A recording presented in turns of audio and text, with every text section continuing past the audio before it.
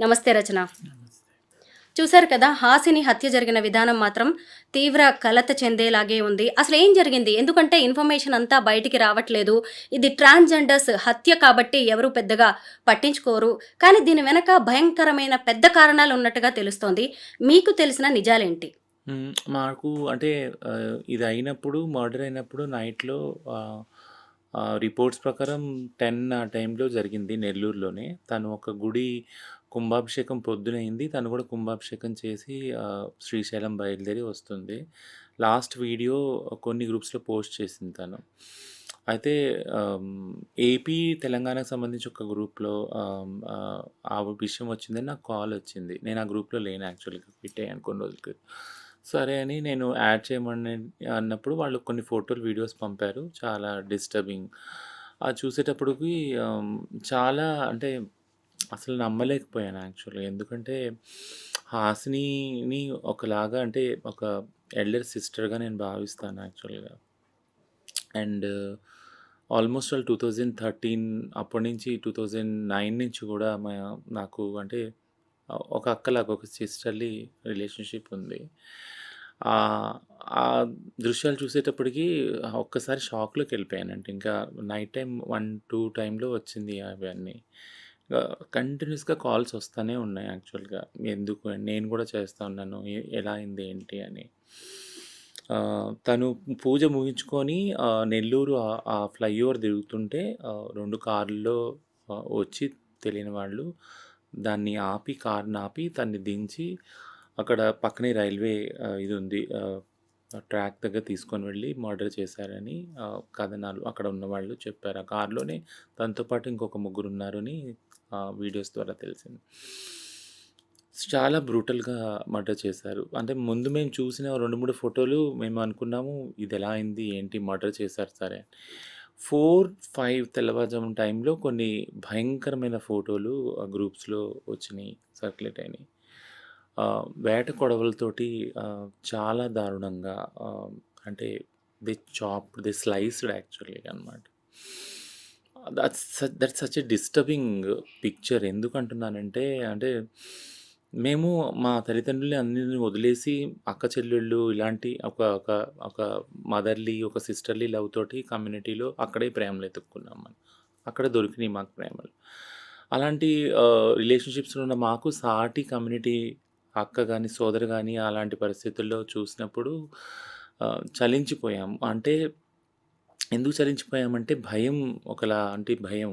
కన్నోళ్ళని అందరిని వదిలిపెట్టుకొని బయట ఒకళ్ళకొకళ్ళుగా జీవిస్తున్నప్పుడు ఇలా ఇంత దారుణంగా ఇంత పగతోటి ఇలా చంపుతారా? అని ఎంత పగుంది అనేది ఒకటి కనిపిస్తుంది ఆ హత్యలో అంత దారుణంగా హత్య చేయటంలో. ఇంకోటేంటంటే తను కొద్దిగా టైంలోనే లీడర్‌గా ఎదిగింది. 7 సంవత్సరాల జర్నీ యాక్చువల్‌గా తనది. వెనక్కి తిరిగి చూసుకుంటే వ్యవస్థలో అంటే వితిన్ హిజ్రా వ్యవస్థలోనే అంటే ఏదైతే పవర్ కాన్‌ఫ్లిక్ట్ ఉంటుందో పెద్ద, చిన్న దాన్ని దాటుకుంటా వచ్చి తనకంటూ ఒక లీడర్‌షిప్‌ని ఎమర్జ్ చేసుకుంటా వచ్చి ఒక ఏరియాలో రాయలసీమలో ఒక లీడర్‌గా ఎదిగిన హాసినిని చూసినప్పుడు తనది almost only very small journey 7 years. And చాలా చిన్న వయసు కూడా 33, 34 ఇయర్స్ అంతే. అలాంటి చిన్న వయసులో ఉన్న లీడర్‌ని అంత దారుణంగా చంపారు అనంటే సో, అంటే ఎవరు చంపారు? దాని వెనక ఉన్న పాలిటిక్స్ ఏంటి అని పక్కన పెడితే, ఒక లీడర్‌లాగా ఎదిగిన వ్యక్తిని చంపడం ద్వారా ఆ కమ్యూనిటీకంతా ఒక మెసేజ్ ఏమవుద్దనంటే జాగ్రత్త మీరు. అంటే మీరు సమాజంలో మీరు ఎంత ఎదిగినా గానీ, ఎంత మీరు పవర్‌ఫుల్‌గా తయారైనా గానీ, but we can erase you. మేము మిమ్మల్ని తుడిచిపెట్టగలము అని ఏదైతే మెసేజు భయంతో కూడిన మెసేజ్ వెళుతుందో దట్ ఈస్ డిస్టర్బింగ్ యాక్చువల్లీ. అంటే మమ్మల్ని ఎవరు తుడిచిపెట్టలేరని కొన్ని తరాలుగా మా మా ముందున్న తరాల వాళ్ళు ప్రూవ్ చేస్తారు కదా! హిజ్రా కమ్యూనిటీ గాని ఎవరన్నా గానీ, మీరు మమ్మల్ని ఇళ్ళలోంచి గెంటేసినా, ఎక్కడ పనివ్వకపోయినా, ఏవి మాకు వసతులు కల్పించకపోయినా మేము ఉంటాము. మమ్మల్ని భూమి మీద నుంచి మీరు ఇరేజ్ చేయలేరు, తుడిచిపెట్టలేరని ఆ సమాజం చెప్పింది. ఆ కమ్యూనిటీ చెప్పింది మొత్తం సమాజానికి, సొసైటీకి. మా కమ్యూనిటీ. అట్లాంటి దానిలో ఇలాంటి లీడర్స్‌ని అటాక్ చేసినప్పుడు చాలా డిస్టర్బ్ అవుతాం. ఒక భయం ఆవరించేస్తది మొత్తం మాకు. So, we are all in still shock. ఇంకా ఎవరు చేశారు? దీని వెనకాల ఎవరున్నారు? అని ఇంకా అంటే వెతుకుతున్నారు. ఇన్వెస్టిగేషన్ అయితే చేస్తున్నారు పోలీసుల్ని. ఒక ప్రెస్ మీట్ కూడా పెట్టాలని డిసైడ్ చేశాము. దాని ద్వారా పోలీస్ డిపార్ట్మెంట్‌కి చెప్పేది ఏంటనంటే ఫెయిర్ ఇన్వెస్టిగేషన్ చేయండి. ఎందుకు ఇలా చంపవలసి వచ్చింది? ఎవరున్నారు దీని వెనకాల? ఇలాంటివి మళ్ళీ రిపీట్ కాకుండా చూడండి. మీరు చెప్పినట్టు తెలంగాణలో షీలా మర్డర్ చూసినాక అందులో సేమ్ క్రూయాలిటీ, సేమ్ బ్రూటాలిటీ ఉంది. ఇప్పుడు హాసిని చూసా కూడా అదే బ్రూటాలిటీ, అదే హింస. So this is all disturbing actually. Yeah! అసలు దీని వెనక ఎవరున్నారు? ఒక బేల్దారి మేస్త్రి ఉన్నాడు. అతను శ్రీకాకుళం నుంచి నెల్లూరుకి వచ్చి అక్కడ స్థిరపడి సెటిల్మెంట్లు చేసే వరకు వెళ్ళాడు. అతనే ఈ హాసిని మర్డర్‌కి కుట్ర పన్నాడు. ఇంకొకటేంటంటే హిజ్రా గ్యాంగుల మధ్య ఉన్న వార్ అనేదే దీనికి కారణం. పైగా ఇంకొకటేంటంటే హాసినిని చంపిన విధానం గురించి కూడా మనం మాట్లాడుకోవాలి. అలా చాప్ చేసి మరీ చంపాల్సిన అవసరం ఏంటి? ఆమె మీద ఎంత ద్వేషం, పగ, కక్ష ఉంటే ఇలా చేసి ఉంటారంటారు? హ్మ్. అంటే ఇప్పుడు ఇందులో నాన్ ట్రాన్స్ కమ్యూనిటీని అంటే ఇప్పుడు మీరు చెప్పినట్టు కొన్ని ఎగ్జాంపుల్స్ ఏదైతే మీరు క్లూస్ ఇచ్చారో మగవాళ్ళనే వాడారు ఈ హత్య కోసము. వెనకాల హిజ్రా కమ్యూనిటీ పాలిటిక్స్ ఉన్నాయా? లేదా నాన్ హిజ్రా కమ్యూనిటీ పాలిటిక్స్ ఉన్నాయా? అనేది నేను పక్కన పెడతాను. ఎందుకంటే ప్రతి కమ్యూనిటీలో పాలిటిక్స్ ఉన్నాయి. ముఖ్యంగా హిజ్రా కమ్యూనిటీలో పాలిటిక్స్ వస్తే చంపుకునే దాకా వెళ్తారనే దాన్ని నేను ఎప్పుడూ అడ్వకేట్ చేయను. దాన్ని ఎప్పుడు I won't by that actually. ఎందుకంటే హిజ్రా కమ్యూనిటీ మొత్తం సమాజానికి ఒక ఎగ్జాంపుల్ ఏం చూపించిందంటే ఎంత పెద్ద గొడవైనా కానీ, ఎవరినెవరిని తిట్టుకున్నా గానీ, ఎవరంటే ఎవరికి పగున్నా గానీ, ద్వేషం ఉన్నా గానీ, ఒక మాట అయినా గానీ కూర్చొని మాట్లాడుకుందాం ఫస్ట్. అది ఆ మాట్లాడుకునే విధానం కూడా మీరు చెప్తే నమ్మరు. కొన్ని గంటలు, కొన్ని డేస్ నడుస్తది యాక్చువల్‌గా. అంటే ఇద్దరు కన్సెన్సస్ వచ్చే వరకు ఇద్దరు పార్టీలు గానీ, ఇద్దరు వ్యక్తులు గానీ ఆ డిస్కషన్ డైలాగ్ నడుస్తూనే ఉంటుంది. ఏంటి అనంటే దీని వెనకాల ఉన్న కారణం ఏంటి అనంటే మనం అందరి చేత వెలివేయబడిన సముదాయం మనం. మనల్ని మన కన్నవాళ్ళు వదిలేశారు. అక్కతమ్ముళ్ళు, అన్నచెల్లెలు వదిలేశారు. గవర్నమెంట్ పట్టించుకోవట్లేదు. బట్ మీరు నేను కొట్టుకున్నప్పుడు మనం వితిన్ కమ్యూనిటీలో గొడవైనప్పుడు మనం రాజీకి రావాలి ఎక్కడో అక్కడ. నువ్వు ఒక మెట్టు తగ్గితే నేను ఒక మెట్టు తగ్గుతా. నువ్వు ఒక మెట్టు ఎక్కితే నేను ఒక మెట్టు తగ్గుతా. ఇలా ఎక్కడో అక్కడ ఒక అండర్‌స్టాండింగ్‌కొచ్చి ఒకళ్ళొకళ్ళు సమన్వయంగా చేసుకునే పద్ధతి హిజ్రా కమ్యూనిటీలో ఉంది. దాన్ని చటాయి అంటాం యాక్చువల్‌గా. సో, అలాంటి విధానాన్ని మొత్తం సమాజానికి చూపించింది హిజ్రా కమ్యూనిటీ యాక్చువల్. బట్ పగలు పెంచుకొని, ప్రతీకారాలు తీర్చుకొని, ప్రాణాలు తీసేంత వరకు హిజ్రా కమ్యూనిటీ వెళ్తుందంటే I won't agree with that politics. ఇది సిస్ కమ్యూనిటీ పాలిటిక్స్ యాక్చువల్‌గా. నాన్ ట్రాన్స్ కమ్యూనిటీ ఆస్తుల కోసమో, లేదా ఇంకో దాని కోసమో, డబ్బుల కోసమో, దేనికోసమో, పదవుల కోసమో వాళ్ళు చేసుకుంటారేమో గానీ, మాకు అవివి లేవు కదా! మా సమాధ మా స మా సముదాయంలో ఉంది మేమే. మా తర్వాత కూడా మా వాళ్ళే ఉన్నారు. మేము ఏ ప్రాపర్టీ ఓన్ చేసినా అది మా వాళ్ళకే వెళ్తుంది. మేము ఏ నగలు కొనుక్కున్నా మా తర్వాత వాళ్ళు అది కట్టుకుంటారు. వాళ్ళు ఏ తల్లి కన్న బిడ్డలో కదా!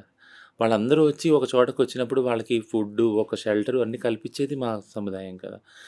అలాంటి దానిలో స్వార్థం అనేది ఎక్కడుంది అసలు? యాక్చువల్ లేదు. ఏదన్నా పొరపాటున ఏదన్నా మాట తూలి ఒక పెద్ద మాట, ఒక చిన్న మాట అయితే కూర్చొని మాట్లాడుకుంటాం గానీ, పగల దాకా వెళ్ళి, ప్రతీకార దాకా వెళ్ళి, ప్రాణాలు తీసుకునేంత పగలైతే మా సముదాయంలో ఉండవు. సో, ఇది మీరు చెప్పినట్టు ఖచ్చితంగా బయట ఏదైతే సముదాయం బయట ఏదైతే ఉన్నారో నాన్ ట్రాన్స్ వాళ్ళు, వాళ్ళ దగ్గర నుంచే వచ్చింది. బట్ నేనొకటి చెప్పేది ఏంటి అనంటే, ఒకవేళ ఇది నాన్ ట్రాన్స్ వాళ్ళ నుంచి వస్తున్నా గూడా అంటే వాళ్ళకి ఇంకెవరు దొరకలేదా యాక్చువల్‌గా? అంటే ప్రతి ఒక వ్యక్తి సమాజంలో ట్రాన్స్ వాళ్ళని చూడంగానే ఒకలాంటి జాలి, ఒకలాంటి సింపతి, ఎంపతి వస్తుంది యాక్చువల్‌గా కదా! కరుణ, జాలి అయ్యో!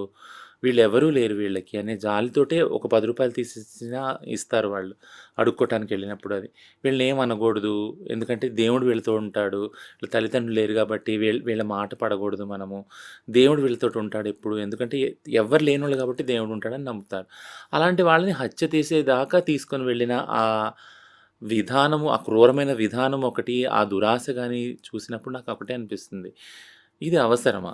అంటే ఒకవేళ మర్డర్ చేసిన వాళ్ళని కూడా నేను క్వెషన్ చేసేదేంటంటే, అంటే మీకు మగాళ్ళను, ఆడళ్ళను వేరే ఏదో చేస్తా ఉన్నారు. వాళ్ళలో పగలు, కార్పణ్యాలతో చేసుకుంటున్నారు. బట్ ఏ ఆధారము, ఏ రిలేషన్‌షిప్, ఏ ప్రేమ పొందని వాళ్ళ మీద మీరు ఇది చూపించడం అనేది ఎంత అమానవీయం, ఎంత ఇన్‌హ్యూమన్ ఇది యాక్చువల్‌గా. సో, అలా చేయటానికి కూడా మీ హృదయం ఎంత కఠినంగా తయారైందని అనాలి యాక్చువల్‌గా. యాహ్! రచన మీకు హాసినితో పరిచయం ఉంది. మీ ఇద్దరు కాంటాక్ట్‌లో కూడా ఉంటారు కదా! ఎప్పుడైనా మీ కమ్యూనిటీ గురించి గానీ, బయట జరుగుతున్న రాజకీయాల గురించి గానీ, హాసిని మీతో షేర్ చేసుకోవడం అనేది జరిగిందా? తనకి థ్రెట్ ఉందని ఎప్పుడైనా చెప్పిందా మీకు? ఎప్పుడూ షేర్ చేసుకోలేదు. ఎప్పుడు షేర్ చేసుకోలేదు. ఎప్పుడు మేము కలిసిన చాలా అంటే చాలా ఫ్యూ ఇన్సిడెంట్స్‌లో ఏదైనా మీటింగ్స్‌లో కలిసాం. ప్లాట్‌ఫార్మ్స్‌లో, కాన్ఫరెన్స్‌లో అట్లా కలిసాము. తను వచ్చేది రాయలసీమ నుంచి, నేను వెళ్ళేదాన్ని తెలంగాణ నుంచి. కలిసినప్పుడల్లా తను ఎప్పుడు కూడా నేను నా కమ్యూనిటీ అంటే నేను వచ్చే జియోగ్రఫికల్ ఏరియా నుంచి తెలంగాణ నుంచి గానీ, తను రాయలసీమ గురించి కూడా షేర్ చేసుకునేవాళ్ళం. అంటే షేర్ చేసుకునేవాళ్ళం అంటే ఏం ప్రోగ్రెస్ అవుతుంది.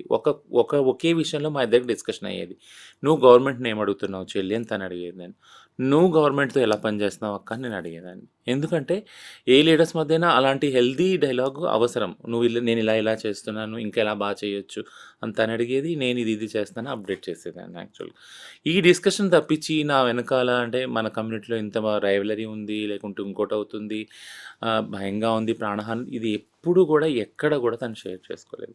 She has been so confident, అంటే చాలా కాన్ఫిడెంట్‌గా పవర్‌ఫుల్‌గా ఎదిగిన లీడర్ కాబట్టి ఆమె మీద ఆమెకు విశ్వాసం చాలా ఉండేది యాక్చువల్‌గా. హిజ్రాల నాయకురాలు అంటున్నారు. దాదాపు 10,000 మంది ట్రాన్స్‌జెండర్స్‌కి ఈమె లీడర్‌గా ఉంది అంటున్నారు. అంటే ఏం చేస్తూ ఉంటుంది తిను? చూడండి, ఏదైనా కమ్యూనిటీ లీడర్‌షిప్‌ని మనం అర్థం చేసుకోవాలనుకుంటే ఏ కమ్యూనిటీకి సంబంధించిన వాళ్ళు ఆ కమ్యూనిటీకి లీడర్‌లాగా ఉండాలనేది ఒక బేసిక్ ఫిలాసఫీ ప్రిన్సిపల్ గూడా. ఎందుకు అనేది నేను రీజన్ చెప్తాను. ఎందుకు అనంటే ఆ కమ్యూనిటీ వాళ్ళు కాకుండా వేరే కమ్యూనిటీ వాళ్ళు ఒకవేళ లీడర్‌షిప్ వహించారనుకో, నాయకత్వం వహించారనుకో, బయట వ్యక్తుల యొక్క స్వార్థం, వాళ్ళు ఏదో ఒక స్వార్థంతోటి ఏదో ఒకటి ఆశించి అక్కడికొస్తారు. దాంతో వాళ్ళ అవసరాలు తీరుతాయి గానీ, ఈ కమ్యూనిటీ అవసరాలు తీరవు. ఎందుకు చెప్తున్నానంటే కమ్యూనిటీ అన్నదానికి అర్థం అది. హిజ్రా కమ్యూనిటీ ఉందనంటే అందులోనే లీడర్స్‌ని ఎంచుకొని పైకి రావటం అనేది అది న్యాచురల్‌గా జరిగింది అది ప్రాసెస్. హాసిని కూడా అలాగే ఎమర్జ్ అయ్యింది. అంతమంది మీరు అంటున్నట్టు 10,000 మంది, 20,000 మంది ఆమెని ఎన్నుకున్నారు లీడర్‌గా. మా నాయకురాలను ఎన్నుకున్నారు యాక్చువల్‌గా. ఎన్నుకొని ఆ లీడర్‌షిప్ తోటి పైకొచ్చిందామె. సో, లీడర్‌గా ఉన్న వాళ్ళకి ఖచ్చితంగా అది ఏ లీడర్ అయినా చూడండి, ఏ సముదాయంలో కూడా ఒక పొలిటికల్ పార్టీ తీసుకున్న, ఇంకోటి తీసుకున్నా ఖచ్చితంగా ఒకలాంటి వ్యతిరేకత, ఒకలాంటి క్రిటిసిజాన్ని ఫేస్ చేస్తారు ప్రతి ఒక్క లీడర్. అది హాసిని కూడా ఫేస్ చేసింది. బట్ లీడర్‌గా ఎన్నుకోబడింది. మెయిన్ ఫ్యాక్ట్ అంటే తను ఒక లీడర్‌గా ఎన్నుకోబడింది. ఆ సముదాయం ద్వారా ఎన్నుకోబడింది. తను నాన్ కమ్యూనిటీ కాదు కదా! అదే హిజ్రా కమ్యూనిటీ సముదాయంలో అదే తను హిజ్రా లాగానే స్టార్ట్ చేసింది తను. తన కెరీర్ ఒక చిన్న హిజ్రా లాగా ఒక గురువు కింద, ఇప్పుడు లీడర్ లాగా ఎమర్జ్ అయ్యింది యాక్చువల్‌గా. సో, 7 సంవత్సరాలు, ఈ గత 7 సంవత్సరాలు, అంతకుముందు నుంచి కూడా హిజ్రా సిస్టమ్‌లో 7 సంవత్సరాల్లో చాలా పని చేసింది. మీరు వీడియోలు చూడండి. అంటే ఎప్పుడైతే గవర్నమెంట్ ఇదే చంద్రబాబు నాయుడు గారు గవర్నమెంట్ ఉన్నప్పుడు పెన్షన్ స్టార్ట్ అయినాయి. అప్పుడు తను వోకల్‌గా బయటకొచ్చి వీడియోస్ చేసి మాకు పెన్షన్ స్టార్ట్ అయినాయి అని ఫస్ట్ పెన్షన్ తనే తీసుకుంది ఏపీలో యాక్చువల్‌గా. సో, అది కూడా వీడియో ఉంది తనది యాక్చువల్‌గా. సో, అక్కడ మొదలుకొని ఇల్లు గానీ, పెన్షన్ గానీ, ఎంటర్‌ప్రెన్యూర్‌షిప్, అదే లోన్స్ ఏవైతే ఉన్నాయో వేరు వేరు వృత్తులు చేయటానికి గానీ, ఇవన్నిట్లికి గూడా ఆమె ఒక కేంద్ర బిందువై ఉంది యాక్చువల్‌గా కమ్యూనిటీకి అందటానికి యాక్చువల్‌గా. సో, ఇవన్నిటిని సంబంధించి చాలామంది అన్‌ఎడ్యుకేటెడ్ ఉన్నారు కాబట్టి, చదువు లేని వాళ్ళు ఉన్నారు కాబట్టి హిజ్రా సముదాయంలో వాళ్ళందరూ వాళ్ళ లీడర్ దగ్గరికి అప్రోచ్ అయ్యేవాళ్ళు. ఒక పెన్షన్ గురించి కానీ, ఒక ట్రాన్స్‌జెండర్ ఐడీ కార్డ్ గురించి కానీ. ఆమె హెల్ప్ చేసేది సపోర్ట్ సిస్టమ్ ద్వారా. ఇక అపోజిషన్ అంటావా, క్రిటిసిజం అంటారా, అది ప్రతి ఒక్క లీడర్ ఫేస్ చేసేది యాక్చువల్‌గా. ఆ లీడర్ అంటే నేను ఎలా చూస్తానంటే క్రిటిసిజం ఫేస్ చేస్తున్నారంటే ఆ లీడర్ వర్క్ చేస్తున్నాడు యాక్చువల్‌గా అక్కడ. కాబట్టి క్రిటిసిజం ఫేస్ చేస్తున్నాడు. ఏం పని చేయని లీడర్లు క్రిటిసిజం ఫేస్ చేయరు కదా! సో, కానీ అది పగలాగా వస్తుంది అనేది మాత్రం ఎప్పుడు తను ఎక్స్‌ప్రెస్ చేయలేదు. మేము అనుకోలేదు కూడా, ఇది పగగా తయారవుతుంది, తన చుట్టూ ఒక ఎన్వైర్న్‌మెంట్ ఉంది అని మేము కూడా ఎప్పుడు అనుకోలేదు. సో, ఇదొక షాక్ యాక్చువల్‌గా. షాక్ ప్లస్ ఒక మెసేజ్ ఏంటి అనంటే, సో, ఇప్పుడు లీడర్‌షిప్ పొజిషన్‌లో ఉన్న వాళ్ళందరికీ కూడా ఈ రిస్క్ ఉంది. ఎవరైతే లీడర్స్‌గా ఉన్నారో, ఎవరైతే కమ్యూనిటీ గురించి పనిచేస్తున్నారో అందరికీ రిస్క్ ఉంది యాక్చువల్‌గా. యాహ్! ప్రవల్లిక, దీపికా బోనం, షీల, ఇప్పుడు హాసిని. నేను మీ కమ్యూనిటీని దగ్గరగా గమనిస్తున్న ఈ కొద్ది రోజుల్లో, కొద్ది కాలంలోనే ఇంతమంది ట్రాన్స్‌జెండర్స్ హత్యలకు గురయ్యారు. ఒక్కొక్కళ్ళకి ఒక్కో రకమైన రీజన్ ఉంది ఈ మర్డర్స్ వెనక. ముందుగా మనం ఈ షీల గురించి మాట్లాడుకుందాం. షీల సెక్స్ వర్క్ కోసం వెళ్ళి హత్యకు గురైంది. ఇదే హైదరాబాద్‌లో. అసలు మీ కమ్యూనిటీ వాళ్ళు సెక్స్ వర్క్ ఎందుకు చేస్తారు? నిజం మాట్లాడుకోవాలి అంటే మీరు, నేను పెద్దగా మీరు సెక్స్‌కి పనికిరారు. అక్కడికి వెళ్ళిన తర్వాత బుక్ చేసుకున్న వాళ్ళు డిసప్పాయింట్ అవ్వడమో, ఇంకేవైనా కారణాలో అవి హత్యలకు దారి తీస్తున్నాయి. ఇప్పటికైనా ఇందులో ఉన్న వాళ్ళని మీరు ఆ పని వద్దు, వదిలేయండి అని మీరేమన్నా చెప్పే అవకాశం ఉందా? కౌన్సెలింగ్ ఇచ్చే ఛాన్స్ ఉందంటారా? అంటే ఒక విషయం క్లారిటీ అంటే షీలా సెక్స్ వర్క్‌కెళ్ళి అవ్వలేదు మర్డరు. ఉదయమే భిక్షాటనకెళ్ళింది. హ్మ్. అక్కడి నుంచి తీసుకొని వెళ్లారు. యాక్చువల్లీ కిడ్నాప్ అయింది తను. తను సో, సెక్స్ వర్క్ కోసం వెళ్ళింది ప్రవల్లిక 2015లో. ఓకే. ఆ హాట్‌స్పాట్‌లో ఒక గ్యాంగ్ తోటి హ్మ్. తీసుకొని వెళ్ళి మర్డర్ చేశారు యాక్చువల్‌గా. రెండిట్లో హింస ఉంది ఇప్పుడు. యెస్. అంటే ఒక పాయింట్ ఆఫ్ టైమ్‌లో సెక్స్ వర్క్‌లో ఉన్న వాళ్ళని ఎక్కువగా టార్గెట్ చేసేవాళ్ళు. ఎందుకంటే వితిన్ కమ్యూనిటీలో కూడా సెక్స్ వర్క్ చేసిన వాళ్ళకి ఏమైనా ప్రాబ్లమ్ వచ్చినా పట్టించుకోరు. ఎందుకంటే కమ్యూనిటీ ఏమంటారంటే మీరు ఆ పని చేస్తున్నారు కదా! చెడ్డ పని చేస్తున్నారు. మేము మిమ్మల్ని పట్టించుకోము. కానీ ఇప్పుడు 2022లో సుప్రీం కోర్టే చెప్పింది. సెక్స్ వర్క్‌ని ఒక ప్రొఫెషన్‌గా గుర్తించండి అని. అందులో ఉన్న బాధలు వీటన్నీ చూసి సుప్రీం కోర్టే జడ్జిమెంట్ ఇచ్చింది యాక్చువల్‌గా. సో, అది పక్కన పెడితే భిక్షాటనలోకెళ్తున్న షీలాని తీసుకొనెళ్ళి మర్డర్ చేశారు. క్రూయల్‌గా మర్డర్ చేశారు. మనం దాని గురించి కూడా మాట్లాడుకున్నాం. థింగ్ ఏంటంటే ఒకటి ఎప్పుడు కూడా గవర్నమెంట్స్‌కి మేము చెప్పేది ఏంటి అంటే సేఫ్టీ, సెక్యూరిటీ ఏదైతే హిజ్రా ట్రాన్స్ కమ్యూనిటీకి ఉందో దీనికి సంబంధించి మీరు ఏమి స్టెప్స్ తీసుకున్నారు యాక్చువల్‌గా? ఇప్పుడు అంటే ఒకళ్ళు చనిపోయేంత వరకు వచ్చిందంటే అది అనేది లాస్ట్ స్టెప్ మన కళ్ళకు కనిపించేది. దాని వెనక ఎంతో వయలెన్స్ అయ్యాక అట్ ద ఎండ్ వాళ్ళు చంపడానికి ట్రై చేస్తున్నారు. చంపుతున్నారు యాక్చువల్‌గా.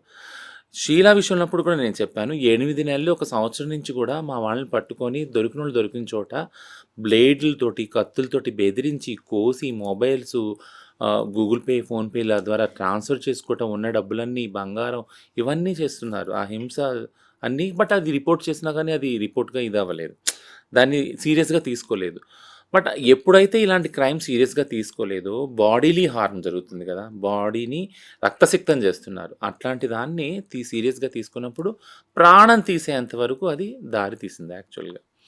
సో, ఇప్పుడు మీరన్నట్టు దీపిక గానీ, ప్రవల్లిక గానీ, హంస అని ఇలాంటి చాలామంది మర్డర్స్ ఏవైతే ఉన్నాయో, సెల్ఫ్ హార్మింగ్స్ ఏదైతే ఉన్నాయో, ఇవన్నీ సేఫ్టీ మెజర్స్ తీసుకోకపోవటం వల్ల గవర్నమెంటు ట్రాన్స్‌జెండర్ వాళ్ళకి ఇవి వస్తున్నాయి యాక్చువల్‌గా. 2020లో national crime records bureau NCRB data ప్రకారము యూ వోంట్ బిలీవ్ ఇంత క్రైమ్ జరుగుతుంది కదా! ట్రాన్స్‌జెండర్ వాళ్ళు పట్ల జరిగిన క్రైమ్ రేషియో ఎంతో తెలుసా మీకు? 0.006. అది ఈవెన్ 1 కూడా కాదు. 0.006. ఎంత తక్కువ యాక్చువల్‌గా.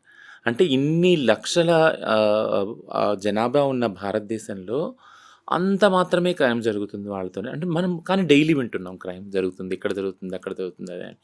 సో, ఏంటినంటే డేటా జనరేట్ అవ్వట్లేదు. డేటా అవ్వట్లేదంటే దీన్ని ఒక అనాలిసిస్ చేసినప్పుడు డేటా జనరేట్ అవ్వట్లేదు. ఎందుకు అవ్వట్లేదు? ఎళ్లి కంప్లెయింట్ పెట్టట్లేదు. కంప్లెయింట్ పెట్టినా దాన్ని ఎఫ్ఐఆర్‌గా తీసుకురావట్లేదు. ఎఫ్ఐఆర్ తీసుకున్నా దాన్ని ఫాలో అప్ చేయట్లేదు. వాళ్ళ మీద చర్యలు తీసుకోవట్లేదు. So, justice delayed is justice denied. ఎప్పుడైతే న్యాయం చెయ్యరో ఆ సముదాయానికి అన్యాయం చేయటమే దాన్ని అంటారనమాట. సో, ఒకటి అన్యాయానికి న్యాయం జరగలేదు. రెండోది ఏంటినంటే సేఫ్టీ మెజర్స్ తీసుకోవట్లేదు. మీరన్నట్టు భిక్షాటన లేదా సెక్స్ వృత్తిలో నుంచి బయటికి తీయొచ్చు. అడగాలి కూడా గవర్నమెంట్‌ని. అడిగినప్పుడు బేసిక్ అమ్యూనిటీస్ ఉన్నాయి కదా! ఫుడ్ గానీ, షెల్టర్ గానీ అవన్నీ ఫస్ట్ క్రియేట్ చేసినప్పుడు ఆ స్పేస్ ఆటోమేటిక్‌గా అక్కడ వెకేట్ చేసి ఇక్కడికొచ్చేస్తారు. ఎవరికి కూడా మీరన్నట్టు మనం ఇంతకుముందు మాట్లాడుకున్నాం. ఎవరు కూడా ట్రాన్సిషన్ అయిన వాళ్ళకి ఎవరు కూడా నేనెళ్ళి నా బుళ్ళమ్ముకోవాలి అని అసలు ఇదే ఉండదు. చాలా యావగింపుగా ఉంటదసల. నేనెళ్ళటం ఏంటి అని. అడుక్కోవటం కూడా ఒకళ్ళ ముందు చేయి చాచి అడుక్కోవడం ఏంటి? ఆత్మాభిమానం అమ్ముకొని, చంపుకొని అనేదే ఉంటది మాకు గూడా. అడగకూడదనే ఉంటుంది. బట్ కానీ గవర్నమెంట్ ఏం చేయాలి? మాకొక రేషన్ కార్డ్ ఇచ్చి, మాకొక ఇల్లు ఇచ్చి, మీకు ఇక్కడ ఉన్నాయి సదుపాయాలు అన్నప్పుడు ఖచ్చితంగా అక్కడ ఆ భిక్షాటన గాని, సెక్స్ వర్క్‌కి వెళ్ళటానికి మాకు కూడా మనసొప్పదు కదా! వేరే పనుల మీద మా ధ్యాస పెడతామని. సో, ఇది ఎన్ని సార్లు చెప్పాలి? ఎన్ని ప్లాట్‌ఫామ్స్‌లో ఎన్ని విధాలుగా చెప్పాలి యాక్చువల్‌గా. అది నేననేది. అంటే కాంపిటీషన్ ఉంది సమాజంలో. ఇవన్నీ ఫెసిలిటీస్ ఉండటం వల్ల పురుషులు గాని, మగాళ్ళు గాని వెంటనే ట్రాన్స్‌జెండర్‌గా మారిపోరు. ఇది కూడా ఒక దృక్కోణం ఉంది గవర్నమెంట్‌ది. ఏంటనంటే ఇవన్నీ ఎనేబులింగ్ ఎన్విరాన్మెంట్ చేస్తే ఇంక ట్రాన్స్‌జెండర్స్ అయిపోతారేమో అందరూ. ఎందుకవుతారు? ట్రాన్స్జెండర్ అనే అంత వివక్షపూరితమైన ఏదైతే గుర్తింపు ఉందో ఎవరు వాళ్ళు మెడల్ వేసుకోవాలనుకుంటారు అసలు యాక్చువల్. అదేమి పూలమాల కాదు కదా, అది ముళ్ళతో కూడుకున్న కిరీటం కదా యాక్చువల్గా, వివక్షతో కూడుకున్న కిరీటం అది. దాన్ని ఎవరు ధరించాలనుకుంటారు? సో మీరు అన్నట్టు మీ ప్రశ్నకు సమాధానం ఏంటంటే, మాకు మేమంతటా ఇష్టపడి చేసే పనులు ఇవి అయితే కానే కావు. బలవంతంగా ఏ దారి లేకుండా చేసేది పనులు ఇవి. సో మాకంటూ ఒక సేఫ్టీ, ఒక ఫుడ్ సేఫ్టీ, ఒక హౌస్ సేఫ్టీ ఇవన్నీ కల్పించిన రోజున మా లైఫ్ కూడా సేఫ్గా అవుతుంది. రచన, మీరు ట్రాన్స్జెండర్స్ రైట్స్ యాక్టివిస్ట్. అంటే హిజ్రాల హక్కుల కోసం మీరు పోరాడుతున్నారు. కేంద్ర రాష్ట్ర ప్రభుత్వాలతో కలిసి మీరు పనిచేస్తున్నారు. సో మీరు ఇప్పుడు ఒక ప్రశ్నకు సమాధానం చెప్పాల్సిందే. ఏంటంటే ఈ మధ్య కాలంలో లాస్ట్ వీక్ హైదరాబాద్లో జరుగుతున్న ఒక గృహప్రవేశంలో కొంతమంది వెళ్ళి 7 హిజ్రాలు వెళ్ళి నానా హంగామా చేశారు. అక్కడ పూజ జరుగుతుంటే బట్టలు విప్పి అందులో వేశారు, నోటికొచ్చినట్టు మాట్లాడారు, శపించారు, ఇష్టం వచ్చినట్టుగా బిహేవ్ చేశారు. వాళ్ళు పోలీసులకి కాల్ చేయడంతో అరెస్ట్ చేశారు. వాళ్ళ ఫొటోస్ కూడా పబ్లిష్ అయ్యాయి. బట్ ఈ కమ్యూనిటీని మీరు ఎలా దారిలో పెడతారు? ఇలా తప్పు దారిలో వెళ్ళి కమ్యూనిటీ మొత్తానికి కూడా బ్యాడ్ నేమ్ తీసుకొస్తున్నారు. బట్ ఏం చేస్తే మంచిదంటారు ఇలాంటివి ఇకపై జరగకుండా? ఎందుకంటే మీకు తెలిసిందే, నేను చెప్పడం కాదు, ట్రైన్లలో కావచ్చు, తర్వాత రోడ్ల మీద కార్లు ఆపి ఎంతమంది లాక్కోవడానికి, డబ్బులు లాక్కోవడానికి ప్రయత్నిస్తున్నారు. షాపుల దగ్గరికి వెళ్ళి ఇష్టం వచ్చినట్టుగా బిహేవ్ చేస్తున్నారు ఈ ట్రాన్స్జెండర్స్ కమ్యూనిటీ. వీళ్ళని మీరు ఎలా దారిలో పెట్టే అవకాశం ఉంది? మీరు ప్రభుత్వం నుంచి ఏం కోరుతున్నారు? అంటే విత్ ఇన్ కమ్యూనిటీ దీని గురించి డైలీ చర్చ జరుగుతుంది. ప్రతి గంటకి కూడా చర్చ జరుగుతుంది. ఎక్కడనేది ఏం జరిగిందంటే, ఇప్పుడు మీరన్న సోకాల్డ్ కేసు మొన్న వారం క్రితమే జరిగిన కేసు ఇది యాక్చువల్గా. అక్కడ అలా జరగలేదు, బట్ మీడియాలో అలా కథనాలు వచ్చినాయి. అలా జరగలేదు వేరే చోట అని మాత్రం నేను అన్నాను. వేరే చోట జరిగినాయి అలాంటివి ఒకటి కాదు, చాలా జరిగినాయి. బట్ దాని యొక్క ఇంపాక్ట్ ఏదైతే చేయలేదో వాళ్ళ మీద పడింది యాక్చువల్గా. ఈ కేస్ ఫ్యాక్ట్స్ నేను చెప్తున్నాను యాక్చువల్గా. ఎవరైతే ఫోటో వేసి గృహప్రవేశం ఇలా చేశారని అన్నారో వీళ్ళు చేయలేదు, బట్ చేసిన వాళ్ళ దాని ప్రభావం వీళ్ళ మీద పడింది. వీళ్ళ ఫోటోలు డిపిక్ట్ అయినాయి, which is very bad actual కదా. అంటే ఒక తండ్రి రేప్ చేశారంటే ఒక కూతుర్ని, మగాళ్ళందరినీ తండ్రులందరినీ అనుభవించాం కదా. అందరి తండ్రులు అలాంటి వాళ్ళ కాదు కదా. ఇక్కడ జరిగింది కూడా ఇదే సేమ్ సామీప్యం. నేను చెప్తున్నా ఏంటంటే, ఒక బ్యాచ్ చేసింది అంటే మొత్తం హిజ్రా కమ్యూనిటీ అంతా చేసింది ఇది అని అన్నారు. చేయని వాళ్ళని తీసుకొని వచ్చారు. నేను మీకు చెప్పాను 2 సార్లు కోమింగ్ ఆపరేషన్ జరిపినప్పుడు పోలీసులు సోకాల్డ్ ఎవరైతే దీన్ని బిజినెస్ మోడల్గా చేశారో వాళ్ళ మీద ఏం కాన్సన్ట్రేట్ చేయలేదు. వాళ్ళని ఎలా కంట్రోల్ చేయాలనే మెకానిజమ్స్ డిస్కషన్స్ కూడా కనీసం డిపార్ట్మెంట్ చేయలేదు. బట్ కానీ ఎవరైతే ఇళ్లలో పడుకొని ఉన్నారో, పొద్దున వెళ్ళి భిక్షాటం చేసుకొని 10 రూపాయలు అడుగు వాళ్ళ డోర్లు కొట్టి తీసుకొచ్చి వాళ్ళ మీద కేసులు పెట్టారు. ఏంటి అని అంటే డిపార్ట్మెంట్కి ఉన్న అండర్స్టాండింగ్ అంటే వాళ్ళు హిజ్రాలే, వీళ్ళు ట్రాన్సే, వాళ్ళు ట్రాన్సే. ఇప్పుడు నేను ఇంకా ఇది ఒక ప్రమాదకరమైన సిచ్యుయేషన్. ఎందుకంటున్నానంటే, కొంతమంది ట్రాన్స్ వాళ్ళు చదువుకోవాలని బయటకు వస్తున్నారు, ఉద్యోగాలు చేయాలని బయటకు వస్తున్నారు చదువుకున్న వాళ్ళని. ఇప్పుడు ఆ గృహప్రవేశంకి వాళ్ళకి సెక్స్ వర్క్ వెళ్ళే వీళ్ళు ఒకటేనా? కాదు కదా. ఇప్పుడు వాళ్ళ బదులు వీళ్ళని అరెస్ట్ చేస్తారా మీరు? అంటే ఏంటి, మనం ఎటు వెళ్తున్నాం? అంటే రివర్స్ వస్తున్నామా మనం? ఏదైతే సాఫ్ట్ కార్నర్ ఉందో ట్రాన్స్ వాళ్ళకి, హిజ్రా వాళ్ళకి, అది మాకు అర్థమవుతుంది డిపార్ట్మెంట్కి కానీ సమాజంలో కానీ. కానీ క్రైమ్ చేస్తే క్రైమేనే. ఆ క్రైమ్ షుడ్ బి జడ్జ్డ్